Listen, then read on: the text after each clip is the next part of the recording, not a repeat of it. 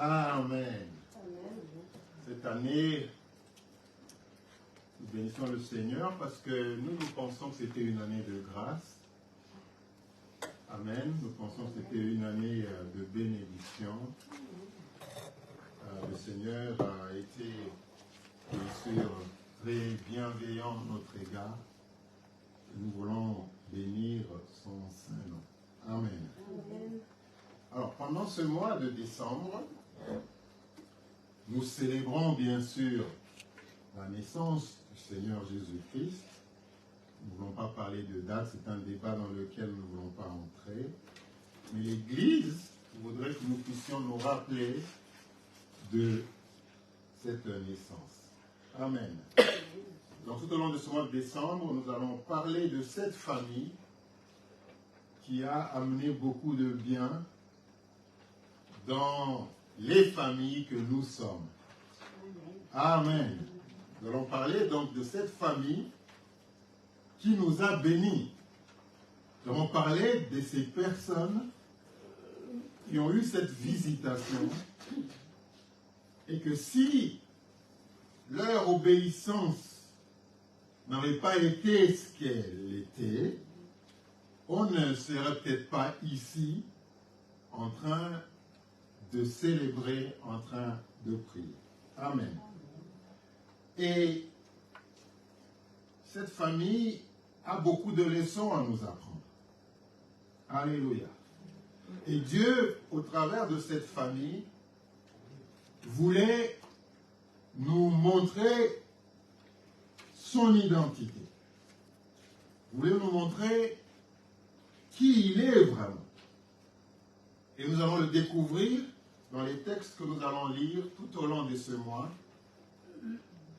Nous allons parler différemment. Nous n'allons pas parler par rapport aux faits, par rapport à l'événement même. Mais nous allons parler beaucoup plus par rapport au processus. Comment est-ce que nous sommes arrivés à cet événement-là? Et de cet événement, qu'est-ce que nous pouvons tirer, nous, comme résolution, comme révélation pour nous et surtout pour nos familles. Donc cette année-ci, ce mois, c'est en fait un mois de la célébration des liens de famille. Amen. Donc, je voudrais que nous puissions ouvrir nos Bibles dans le livre de Matthieu, au chapitre 1er. Nous allons lire le verset 18 au verset 20. Alors voilà de quelle manière arriva la naissance de Jésus-Christ. Marie, sa mère, ayant été fiancée à Joseph, se trouva enceinte par la vertu du Saint-Esprit avant qu'ils eussent habité ensemble. Joseph, son époux, qui était un homme de bien et qui ne voulait pas la diffamer, se proposa de rompre secrètement avec elle. Comme il y pensait, voici, un ange du Seigneur lui apparut en songe et dit : Joseph, fils de David, ne crains pas de prendre avec toi Marie, ta femme, car l'enfant qu'elle a conçu vient du Saint-Esprit. Amen. Gloire au Seigneur. Ces quelques versets seront les versets principaux qui vont nous donner des révélations pour notre vie et pour nos familles. Amen. Je commence la lecture. Donc, verset 18. Voici de quelle manière arriva la naissance de Jésus-Christ. Alléluia. Donc, non seulement le Seigneur voudrait effectivement nous dire que son Fils est né, mais le Seigneur veut nous montrer de quelle manière c'est arrivé. Alléluia. Parce que le Seigneur est aussi concerné par non seulement l'événement, mais par la manière dont cet événement arrive. Alléluia. Gloire au Seigneur. Donc voici de quelle manière arriva la naissance de Jésus-Christ. Marie, sa mère, ayant été fiancée à Joseph, se trouva enceinte par la vertu du Saint-Esprit, avant qu'ils aient habité ensemble. La leçon déjà ici pour nous, familles, c'est que Dieu pense et croit qu'il y a un temps de fiançailles et qu'il y a un temps où les deux vivent ensemble. Aujourd'hui, notre société est telle que les gens se rencontrent et se mettent ensemble tout de suite. Commencent à vivre les liens du mariage sans qu'il y ait une bénédiction du Seigneur. Les gens se rencontrent et se mettent ensemble. Aujourd'hui, notre société est telle qu'elle. Il y a encore des sociétés où, avant que les gens ne se mettent ensemble, ils doivent s'assurer que les choses se font correctement. On ne brûle pas les étapes. Mais aujourd'hui, la société est telle que tout le monde, tous les jeunes, veulent nécessairement avoir quelqu'un, vivre ensemble, et puis après avoir vécu ensemble, et puis finalement de se décider d'aller officialiser le mariage après avoir vécu ensemble. Et deux fois après avoir vécu ensemble, ça ne marche pas, et donc on se sépare, et puis on commence encore à regarder à une autre relation qui va peut-être commencer, et puis qui va peut-être se terminer, et puis finalement, on se sépare encore une fois, et on se met ensemble. Mais Dieu veut nous montrer quelque chose ici, que Marie, sa mère, ayant été fiancée à Joseph, et qu'il y a eu une période où les deux étaient fiancés, et ne vivaient pas ensemble. Parce que ici, la Bible nous dit, Marie se trouva enceinte par le Saint-Esprit avant qu'ils aient habité ensemble. Donc, en fait, la Bible veut nous dire que il faut une période, il faut que les choses soient officialisées pour que finalement vous puissiez vivre ensemble et ne pas sauter dans les étapes. Donc c'était déjà bizarre à l'époque que Marie puisse tomber enceinte alors que on imagine que la femme doit tomber enceinte lorsque les gens se sont mis ensemble. Lorsqu'ils sont mariés. Très bien. Lorsqu'ils sont mariés. Aujourd'hui, ce n'est plus le cas. Les gens font des choses et puis après, finalement, se mettent... Donc, les choses sont à l'envers, en fait. Le monde aujourd'hui est à l'envers. Et l'histoire de cette famille, Dieu veut nous dire, Dieu veut nous montrer que les choses doivent se passer correctement et proprement. Et on ne doit pas s'inquiéter et s'étonner qu'il y a beaucoup de problèmes aujourd'hui parce que déjà les bases n'étaient pas bonnes. Quand les bases sont bonnes, même le cheminement, il est bon. Mais aujourd'hui, les bases sont tellement tronquées que finalement, on est en train finalement de s'étonner que notre société est celle qu'elle est aujourd'hui. Alléluia. Alors, Marie ayant été fiancée à Joseph se trouva enceinte par la vertu du Saint-Esprit. Alléluia. Avant qu'ils soient habités ensemble. Ce verset montre aussi une des qualités de notre Dieu, un des caractères de notre Dieu, sa souveraineté. Dieu va s'ingérer dans une relation de deux personnes pour essayer d'accomplir son dessein. Alléluia. Pour essayer d'accomplir son dessein. Et des fois, nous ne comprenons pas. Nous ne voyons pas ça de cette manière. Dans notre vie aussi de tous les jours, il y a des événements qui sont ou qui font partie de la souveraineté de Dieu, que nous ne comprenons pas, que nous n'essayons pas de comprendre lorsque la souveraineté de Dieu se met en place. Dieu est souverain, il est capable de faire ce qu'il veut, quand il veut et avec qui il veut. Parce qu'il est le Créateur. Et donc, deux personnes se sont engagées pour vivre un amour sincère l'un de l'autre. Ils avaient des projets. Pendant les fiançailles, les fiancés se parlent. Ils se parlent de leurs projets. Ils se parlent de ce qu'ils veulent accomplir, des enfants qu'ils veulent avoir, de là où ils veulent vivre, de là où ils veulent habiter. Ils discutent de tout ça. Je n'imagine pas et je ne crois pas que Joseph et Marie, un jour, avaient pu s'imaginer que les choses allaient se passer telles qu'elles se sont passées. Nous aussi, frères et sœurs, il y a des choses auxquelles nous n'avons pas le contrôle. Et nous devons accepter cela.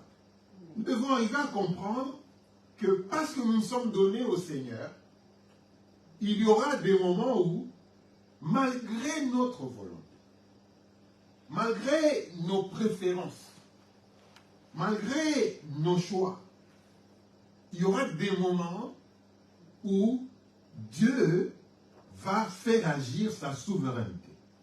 Alléluia. On va vouloir des choses. On va avoir des intentions. On va vouloir aller où l'on veut. On va vouloir faire des choses. Mais il y aura des moments où tout cela va se buter à la volonté et à la souveraineté de Dieu. Et donc nous devons comprendre cela. Et donc là, Marie se trouve enceinte, mais du Saint-Esprit. Alléluia. Donc, comprenons, frères et sœurs, qu'il y aura des choses où le Saint-Esprit ne va pas demander notre autorisation. Alléluia. Lorsqu'on s'est donné au Seigneur, lorsqu'on aime Dieu, lorsqu'on est en communion avec lui, acceptons qu'il y ait des fois où Dieu, voulant accomplir sa volonté, va juste agir par sa souveraineté. Ne va pas nous demander. Alléluia. Il ne va pas nous demander. Il va juste venir nous dire, tu seras enceinte. Non, mais moi je... Non, tu seras enceinte. Tu vas porter le Fils par la vertu du Saint-Esprit. Ah bon? Mais où est ma volonté dans tout ça? Est-ce que je veux vraiment ça, moi? Est-ce que c'est ce que je veux pour ma vie? On se pose ces questions-là.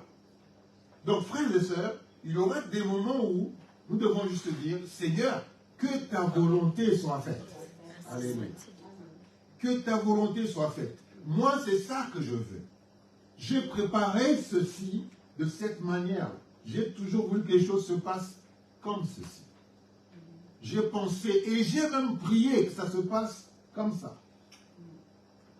Mais plus on prie, il y a des gens qui pensent que chaque fois que l'on prie, Dieu doit nécessairement agir selon la manière dont nous prions. Et souvent, on oublie qu'il y a la volonté de Dieu, qu'il y a sa souveraineté. C'est-à-dire que où celui qui décide.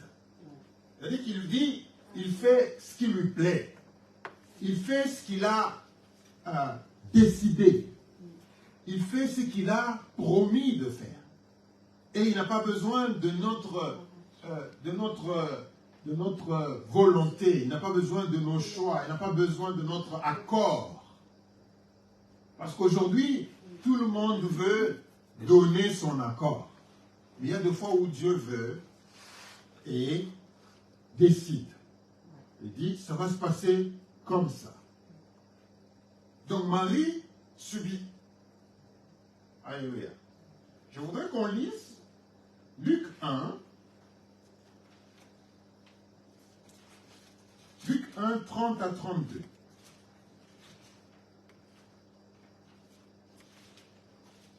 L'ange lui dit, ne crains point, Marie, car tu as trouvé grâce devant Dieu. Et voici, tu deviendras enceinte et tu enfanteras un fils et tu lui donneras le nom de Jésus. Amen. Tu peux nous lire aussi le verset 38. Marie dit, je suis la servante du Seigneur, qu'il me soit fait selon ta parole. Et l'ange la quitta. Amen. Donc là, on voit, c'est vrai que Dieu a manifesté sa souveraineté. Dieu a prévu que les choses se passent de cette manière-là. Donc on lui annonce ce qui va arriver. On lui dit même que c'est une bénédiction. Alléluia. Lis-nous encore le verset 38. Marie dit, je suis la servante du Seigneur, qu'il me soit fait selon ta parole. Alléluia. Et l'ange la quitta. Et l'ange la quitta. Donc, elle accepte quand même. Elle accepte quand même. C'était une femme très pieuse. Amen. Elle accepte quand même. Elle accepte. Dieu manifeste sa souveraineté, mais elle accepte quand même. Seulement qu'elle avait une vie de prière. Alléluia. Elle accepte. Donc, Dieu manifeste sa souveraineté. Est-ce que c'est ça qui se passe? Est-ce que ça se passe comme ça dans nos vies? Lorsque Dieu, dans sa souveraineté, veut accomplir quelque chose dans notre vie, est-ce que nous allons dans la direction du Seigneur? Est-ce que nous coopérons avec le Seigneur? Mais souvent, ce qui se passe, c'est qu'on ne comprend pas et on va en contradiction. Et donc, ça arrive plusieurs fois que l'on soit peut-être même déprimé, que l'on soit triste, que l'on ait des soucis, parce qu'on n'a pas nécessairement décelé que c'est la volonté de Dieu, que c'est la souveraineté de Dieu. Et même quand on est conscient de la volonté, de la souveraineté de Dieu, mais est-ce que nous coopérons avec Dieu? Est-ce que nous coopérons avec Dieu? Est-ce que nous disons, Seigneur, j'accepte ton plan? Parce que c'est ça qu'elle a fait. Elle a accepté le plan de Dieu pour sa vie. Ce n'était jamais ce qu'elle avait, elle, imaginé. Elle voulait juste vivre une vie pleine. Mais la Bible dit aussi, quand vous lisez, elle était vierge. C'était une adolescente. Et donc, elle accepte le plan de Dieu. Est-ce que chaque fois que Dieu nous déroule son plan, est-ce que nous disons oui, Seigneur? Ou alors nous disons non, mais moi je veux faire quand même ça. Non, mais moi j'avais prévu de faire ça. Dans ma vie, lorsque je grandissais, je voulais faire ça. Plusieurs fois, lorsque le plan de Dieu nous a été présenté, nous avons commencé à dire non, mais moi j'avais mon plan. Moi, c'est ça que je voulais faire. Je voulais faire. Je n'ai jamais imaginé faire ça.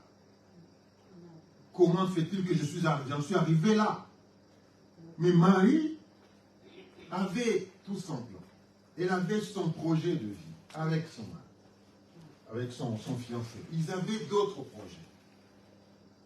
Mais, à un moment, elle comprend que quand tu reçois la visitation de Dieu, quand tu es servante du Seigneur, tu ne vis pas pour toi-même.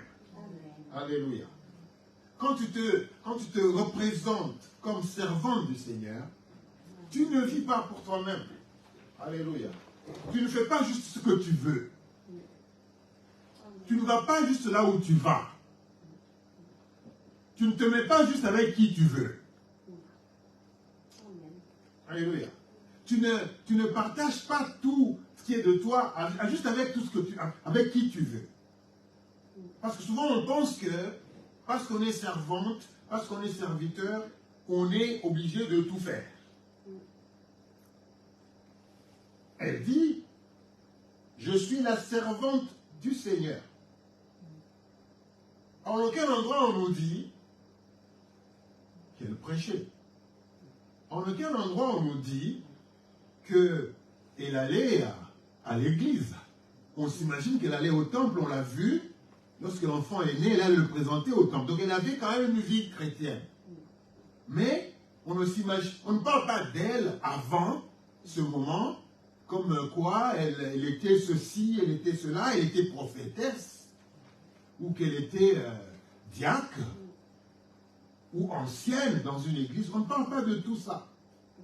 Mais lorsqu'elle reçoit la révélation de Dieu, elle dit, je suis la servante du Seigneur, qu'il me soit fait selon ta parole. Et l'ange la quitta. Donc l'ange n'a pas trouvé nécessaire encore de rester là pour la convaincre. Parce que nous, on veut être convaincus. On veut que plusieurs personnes viennent nous dire de la même chose. Alors là, on se dit, ah, c'est sûrement Dieu qui parle.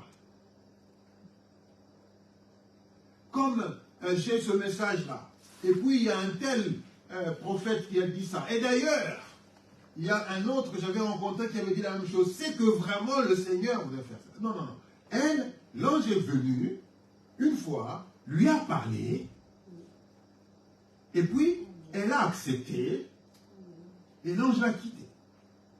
C'est le Saint-Esprit qui convainc. Alléluia. Il n'y avait pas ça. Vous comprenez, frères et sœurs, au service auquel le Seigneur nous a fait. Alléluia. Le Seigneur voudrait que l'on soit prompt à écouter, à saisir sa parole. Mes brebis me connaissent. Ils connaissent ma parole. Ils connaissent ma voix. Et quand il a parlé, ils savent que non, c'est lui. Même les animaux connaissent la voix de leur maître. Les animaux connaissent la voix de leur maître. Mais nous, on a du mal à percevoir la voix du Seigneur. Les animaux qui ne parlent pas. On n'a pas une intimité profonde. Les animaux qui ne parlent pas, mais reconnaissent la voix de leur maître. De leur berger, de leur maître. Oui, il dit, assis. Il s'assoit. Viens, il vient. Mais toi, quand on te parle, tu dis, non, mais est-ce que c'est vraiment le Seigneur qui parle? Est-ce que c'est lui? Est-ce que c'est vraiment lui qui est en train de parler? Est-ce que c'est pas juste le pasteur qui est en train est-ce que c'est pas juste le pasteur qui est en train de former tout ça pour essayer de nous entraîner, ainsi de suite? Est-ce que ce n'est pas juste... Est-ce qu'on n'est pas en train de nous manipuler là? C'est comment pour elle ne s'est pas posé la question. Elle a dit, je suis servante du Seigneur, j'ai reconnu ta voix, eh bien, qu'il me soit fait selon ta parole. L'ange a dit, bah, qu'est-ce que je peux faire encore ici? Ben, je rentre. Un ange très content, qui amène un message. Le message est accepté. Il rentre. Il dit, bah, je suis allé, j'ai donné le message, j'ai fait mon travail. J'ai fait mon travail. La personne chez qui tu m'as envoyé, Seigneur, je suis allé là-bas, j'ai parlé, et d'ailleurs, je n'ai jamais vu de personne comme ça. Hein. Je suis allé là-bas, j'ai parlé. Je ne suis pas comme Moïse, où Dieu doit carrément argumenter. Dieu doit carrément argumenter, insister. Insister. Bien sûr qu'on est différentes personnes. Il y en a pour qui il faut insister, insister, insister. Dieu est patient avec nous. Amen. Parce qu'on insiste, c'est clair. Gloire au Seigneur. Tape sur la tête. Amen. Gloire au Seigneur. Donc on voit cette Marie qui accepte le plan de Dieu. Est-ce que tu as déjà accepté le plan de Dieu pour toi? Amen. Alléluia. Est-ce que tu l'as déjà vraiment accepté? Ou bien il t'arrive toujours de douter de temps à autre, de non, peut-être que c'est pas vrai, peut-être que je ne te connais pas dans le bon, peut-être que les choses ici peuvent changer, peut-être. Est-ce que tu l'as déjà accepté? Est-ce que tu as déjà dit oui, Seigneur? Tu as déjà dit, Seigneur, oui à ton plan. Aide-moi. Oui, Seigneur. Est-ce que tu as déjà dit oui? Oui. Alléluia. Elle a dit oui. Et l'ange l'a quitté. Mais toi, parce que tu n'as pas encore dit oui, parce que ton oui ton oui un peu, c'est un peu comme du oui, un peu comme tu es juste au milieu entre le oui et le non, et tu attends encore. Il y en a qui attendent encore de découvrir le plan de Dieu. Il y en a qui attendent encore que quelqu'un, qu'une voix sorte du ciel, une voix très puissante, lorsqu'elle va sortir, elle va secouer tout. Et alors on dit non, ça, c'est vraiment le Seigneur qui parle. Ah non, là, il a vraiment parlé. On s'imagine d'attendre encore pour que le Seigneur nous déclare son plan. Pour que le Seigneur puisse nous convaincre. On attend encore que le Seigneur nous convainque. On est encore en train d'attendre. Tout ce qu'il nous a montré par le passé, non, ce n'est pas assez, on n'est pas encore trop sûr. Non, j'admire cette femme. J'admire cette femme. Oui, qu'il me soit fait selon ta volonté. Tout ce qui va se passer, tout ce que j'avais prévu de faire, tout ce que j'avais imaginé un jour que ça arrivera dans ma vie, ben non, là, je suis buté à autre chose. Là, le Seigneur m'a présenté autre chose. Je ne connais pas tous les détails de ce plan. Je ne sais même pas ce que ça va m'apporter. Elle ne s'imaginait pas qu'un jour, elle serait à la croix, au bas de la croix, en train de regarder son fils être cloué à la croix. Elle n'avait pas imaginé cette douleur-là d'une mère qui voit son fils être traîné dans toute la ville. Elle ne s'imaginait pas cette douleur de voir son fils avec une épine, avec une couronne d'épines sur sa tête, et voir le sang en train de couler. Elle ne s'imaginait pas ça. Elle a dit, c'est bon, qu'il me soit fait selon ta parole. Et l'ange l'a quitte. Est-ce que tu as déjà dit oui au plan de Dieu? Ou tu as encore des doutes dans ton cœur? De tout ce que Dieu t'a montré, de toute la parole que tu as entendue, de la place dont tu penses que tu occupes dans le plan de Dieu. Est-ce que tu as dit oui? Alléluia. Cette famille nous apprend beaucoup de choses. Alléluia. Verset 19.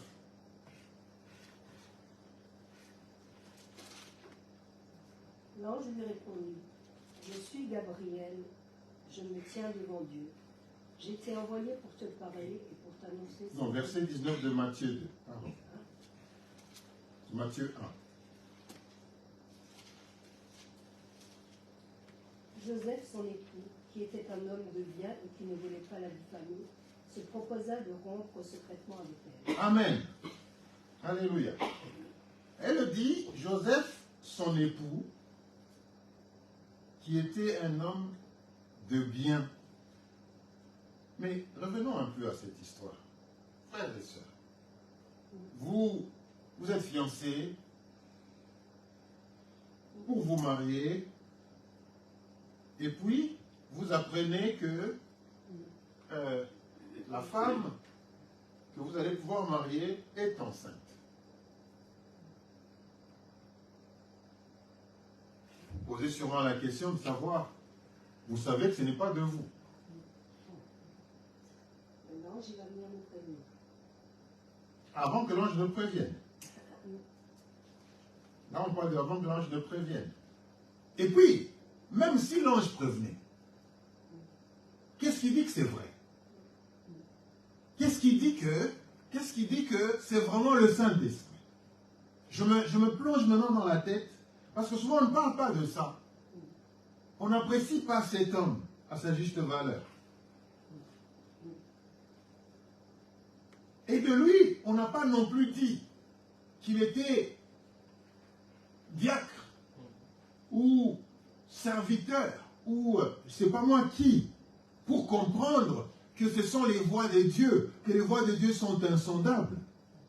projetons-nous, mettons-nous à sa place.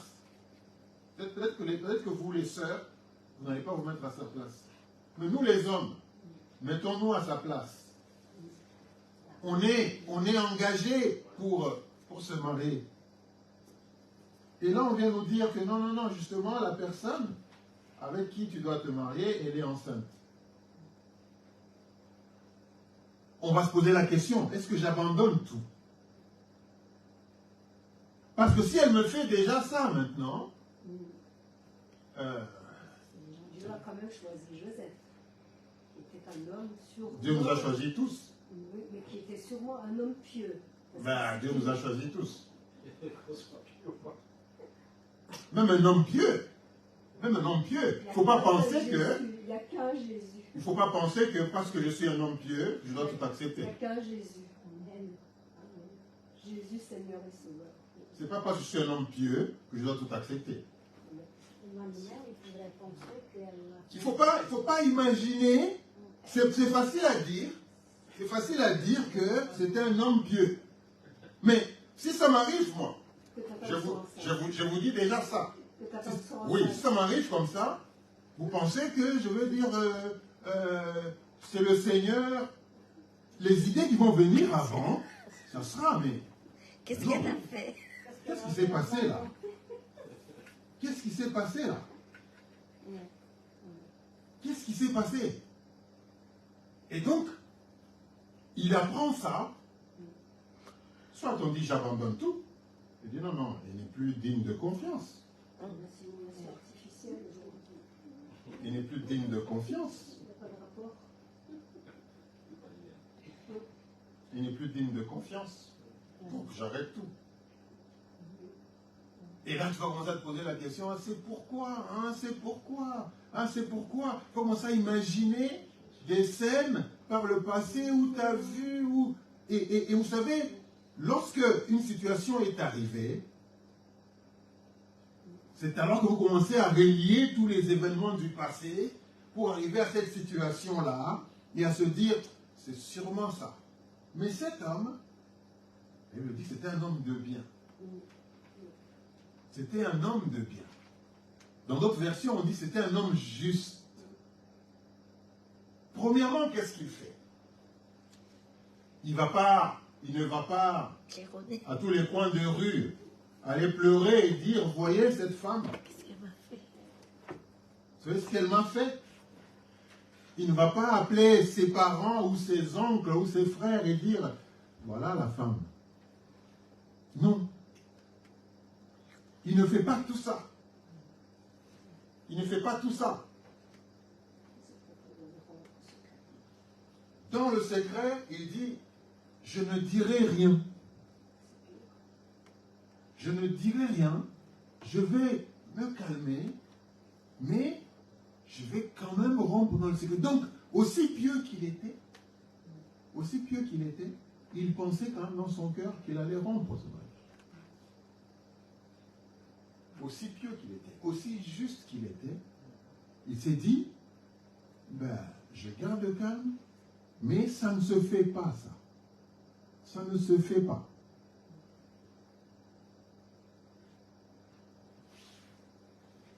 Joseph, son époux, qui était un homme de bien et qui ne voulait pas la diffamer.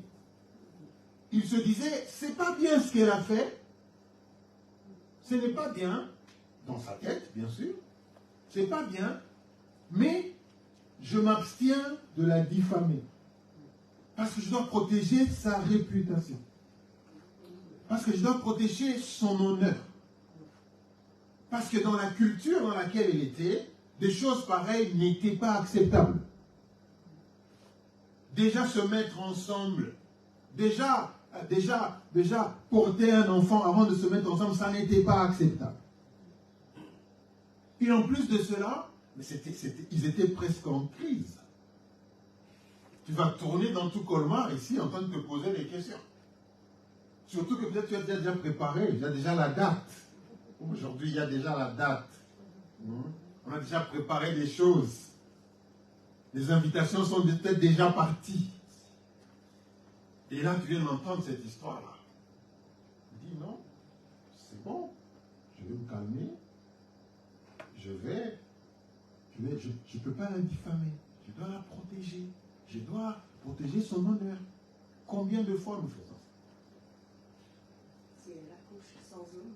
Combien de fois nous faisons ça? Combien de fois, lorsque nous avons des problèmes, nous ne nous calmons pas?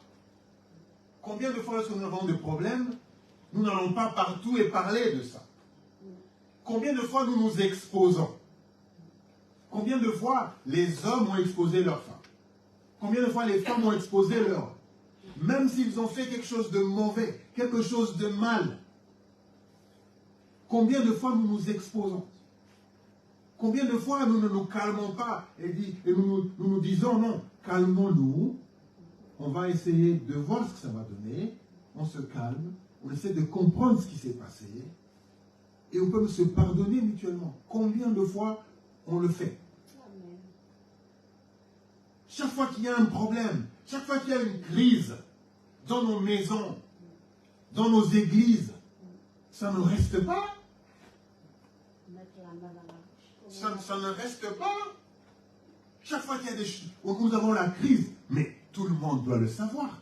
Tout le monde doit savoir ce qu'il m'a fait. Tout le monde doit savoir ce qu'elle m'a fait. Tout le monde doit savoir ce que mon mari m'a fait. Tout le monde doit savoir ce que le pasteur a fait. Combien de fois des gens ont été jugés juste par un acte qui est arrivé comme ça et on a carrément bousillé toute leur vie? Combien de fois? Lui, parce qu'il est un homme de bien, il se propose lui-même de ne pas la diffamer. Parce qu'elle a droit à l'honneur. Elle a accouché sans mari. Alors imaginez-vous qu'il soit parti, qu'il ait laissé toute seule et dire non. Ça serait pire. On aurait lapidé, hein. Ça serait pire. Donc, il a joué le plan de Dieu jusqu'au bout. Ça doit nous apprendre. Ça doit nous apprendre à ne pas considérer les problèmes qui peuvent arriver comme si c'était la finalité. Ça doit nous apprendre à accepter le plan de Dieu, la souveraineté de Dieu, que ça peut aussi se faire et participer et coopérer avec Dieu. Alléluia. Donc, c'est pour ça ne pas la diffamer, parce que tout le monde a besoin d'honneur. Ne pas la quitter. Et n'est pas la quitter. Ça serait pire. Est-ce que vous pensez que s'il l'avait quitté, on croirait même que Jésus-Christ était fils de Dieu? Vous imaginez le rôle que cet homme a joué? Vous imaginez que si lui, il était sorti pour dire, écoutez, voilà ce qui se passe, voilà qui d'autre que lui ne connaissait mal. Tout le monde les connaissait. Et voilà que quelqu'un vient et dit, non, moi je vais quitter, parce qu'elle est enceinte, parce que je ne comprends pas ce qui s'est passé. Qui aurait cru en cet enfant de Dieu? Qui aurait cru? Donc, vous voyez vraiment, frères et sœurs, combien notre comportement, combien notre manière de faire et d'agir peut coopérer avec le plan de Dieu. Combien notre façon d'agir peut guérir, peut bénir et peut aussi détruire. Alléluia. Vous a de rompre secrètement avec elle. Verset 20. Et il le dit ceci. On va terminer par là. Verset 20. Et il le dit, comme il y pensait. Donc ça veut dire que il y pensait quand même. Ça veut dire que ça c'était dans sa tête. On a parlé de penser et parler et penser. On nous a dit dans l'intercession de ce matin, quand on pense, on dit des choses. Et lui dit, comme il y pensait. Voilà, comme il y pensait. C'est-à-dire qu'il était en train d'y penser. Il pensait au fait que, voilà, à rompre. Il pensait à dire, non, il faut quand même que ça s'arrête. Parce que c'était la crise. Et puis, la pauvre Marie, comment est-ce qu'elle pouvait s'expliquer? Heureusement que l'ange est venu intervenir. Parce que comment pouvait-elle s'exprimer? Écoute, un ange est venu, il m'a parlé dans un songe. Imagine-toi, tu te prépares au mariage et ta future épouse vient te dire qu'écoute, d'ailleurs l'enfant que je porte, l'ange m'est apparu, il m'a dit que le Saint-Esprit, mais c'est quoi ce délire? Tu vas dire, mais c'est quoi ce délire? Depuis quand c'est arrivé? Nous tous on sait que pour qu'il y ait un enfant, il y a ce qu'il doit avoir, doit y avoir.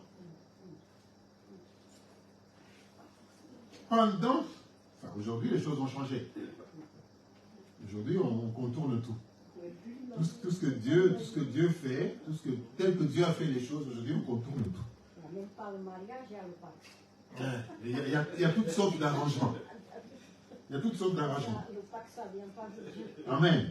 On va terminer. Joseph, et comme il y pensait, donc il a pris quand même le temps d'y penser. Prends le temps de réfléchir.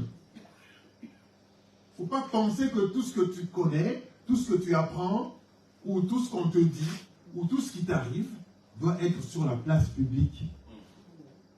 Il y a des fois, ça doit rester dans la maison. Il y a des fois, ça doit rester dans la maison. Il y a des fois, ça doit rester dans ton cœur. Il y a des fois, ça doit juste rester dans ton cœur. Et c'est fini. Il y a des choses qui doivent rester dans la maison. Il y a aussi des choses qui doivent juste rester dans ton cœur. Et puis c'est fini. Tu traites ça avec Dieu. Lui-même te console. Lui-même te conseille. Mais ça doit rester dans la maison. On va terminer ça dans la maison. On va se gérer dans la maison. Lorsque ça devient sur la place publique, eh bien, ça devient difficile de gérer ça. Ça devient difficile d'arriver à gérer ces choses, parce que tout le monde va y mettre du sien.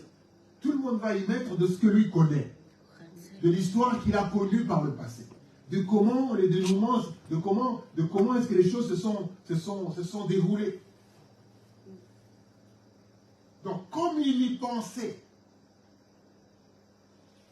voici un ange du Seigneur lui apparut en songe et dit, Joseph, fils de David, ne crains pas de prendre avec toi Marie, ta femme, car l'enfant qu'elle a conçu vient du Saint-Esprit. Elle enfantera un fils, et tu lui donneras le nom de Jésus. C'est lui qui sauvera son peuple de ses péchés. Encore une fois, il n'y a pas dans la Bible d'autres moments où on nous dit que Joseph avait déjà eu une rencontre avec un ange qui lui avait déjà parlé à l'avant. Et donc, lorsque cet ange a parlé, c'était... Vous imaginez ça? Vous imaginez, frères et sœurs, que un ange, comme il y pensait, voici un ange du Seigneur lui apparut en songe. Comme pour dire que Dieu peut parler en songe. Et d'ailleurs, très souvent. Et donc, comme il y pensait, l'ange lui vient en songe et lui dit les choses. Encore une fois, il n'y a pas non, est-ce que c'est vrai vraiment? Est-ce que c'est vraiment? Est-ce que ce songe vient vraiment de Dieu? Est-ce que ce que j'ai vu, c'est vraiment réel? Est-ce que il n'y a pas un questionnement comme ça? Lorsqu'il reçoit ça, lorsqu'il voit ce songe, combien de fois on a dédaigné nos songes? Combien de fois on a dit, peut-être que c'est seulement arrivé comme ça? Pourquoi pensez-vous que ça ne peut pas lui arriver à lui de dire, non, pas vrai, c'est pas juste vrai. Mais il s'est fait que sa femme a reçu le même songe. Donc vous comprenez, frères et sœurs, que deux fois quand Dieu parle, ne discutons pas. Plusieurs messages, nous avions reçu plusieurs messages par les songes que nous avons négligés, que nous avons carrément mis de côté. Même par la parole. Hein. Même par la parole. Donc Dieu peut nous parler dans les songes. Alors, là, il était en crise. Il se posait des questions. Il continuait à penser. Mais c'est à ce moment-là aussi que Dieu envoie un ange qui lui apparaît en songe. C'est-à-dire que nous devons plusieurs fois chercher, frères et sœurs, à avoir du discernement. À comprendre que même en période de crise, lorsque nous sommes en crise en tant que famille, considérons tout. Dieu peut parler. Dieu peut parler. Il ne faut pas penser que parce que nous sommes en crise, parce que nous sommes en train de penser à des choses, qu'effectivement, Dieu ne peut pas parler. Il dit qu'il peut parler tantôt d'une manière, tantôt d'une autre. Et là, cette famille était en crise. Il y a un événement qui est arrivé, on ne comprend pas cet événement, pourquoi ça nous arrive, mais entre-temps, on se calme, on ne dit à personne, Dieu parle à Marie, Dieu parle à Joseph, très calme, tous ils coopèrent avec le Seigneur, ils acceptent le plan de Dieu. Il ne faudrait pas qu'on est en famille, le plan de Dieu est présent, un d'entre nous y croit et l'autre n'y croit pas. Un y croit, l'autre n'y croit pas. Je ne crois pas tellement, bon, mais, je ne crois pas tellement, bon, mais, Dieu va arrêter de parler. Et donc, lorsque vous imaginez que Dieu a parlé par son ange, pour dire, non, prends-la, c'est ta femme. Ne la répudie pas. C'est ta femme, l'enfant qu'elle porte vient du Saint-Esprit. C'est encore à Joseph, parce qu'il a accepté de coopérer avec le plan de Dieu. C'est encore à lui qu'on vient de dire, prends ta femme et ton enfant, allez, vous réfugiez, et ton enfant, allez, vous réfugier, parce que l'enfant ici est en danger. C'est encore à lui que l'on vient dire. Pourquoi? Parce qu'il a coopéré avec le plan de Dieu.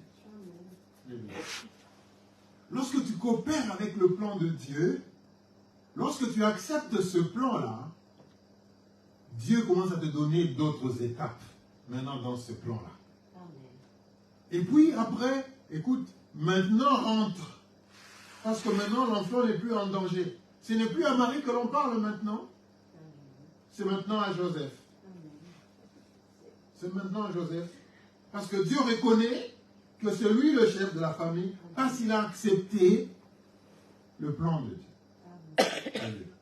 Donc, le plan de Dieu, il faut dire oui.